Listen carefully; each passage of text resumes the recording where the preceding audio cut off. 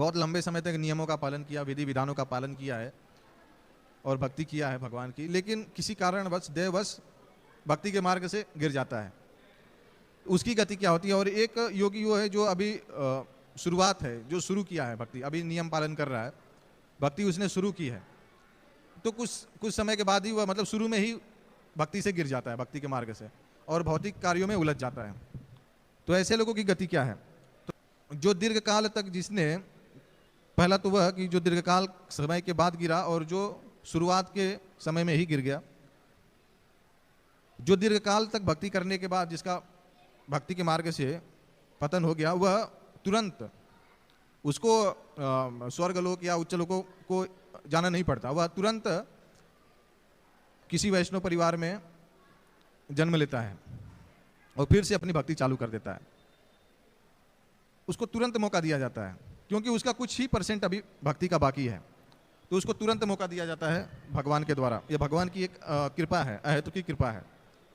और जो शुरुआत के समय में ही गिर गया, भौतिक इच्छाएं उसको बहुत हैं, अभी भोग करने की इच्छाएं बहुत हैं अंदर, तो उसकी इंद्रिय तृप्ति की इच्छाओं को पूरी करने के लिए भगवान उसे कहाँ भेजते हैं? उच्चतर लोकों में। जैसे स्वर्गलोक हुआ, स्वर्गलोक को जाता है अपनी इच्छाओं को, भौतिक इच्छाओं को पूरा करने के लिए स्वर्गलोक में जाता है। वहाँ पे 10,000 वर्षों तक निवास करता है, 10,000 वर्षों तक भोग करता है स्वर्गलोकों में, फिर पृथ्वी पे जन्म लेता है। तो उसके लिए भगवान बोलते हैं ये श्लोक कि प्राप्य पुण्य किताम लोकान उसितवा शाश्वती समा।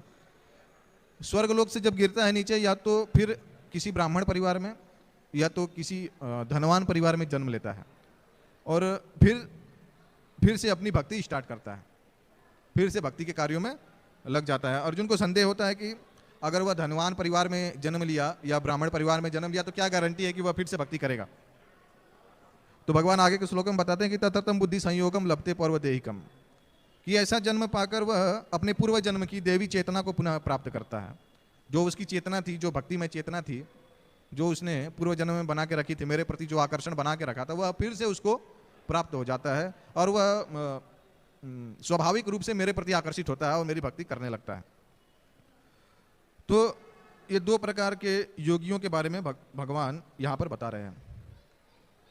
तो जब तक दोनों प्रकार के योगी भक्ति के मार्ग में पूर्ण रूप से शुद्ध नहीं हो जाते, पूर्ण रूप से भगवान के प्रति जो समर्पण भाव उनका नहीं आ जाता, तब तक भगवान उनको अवसर देते रहते हैं।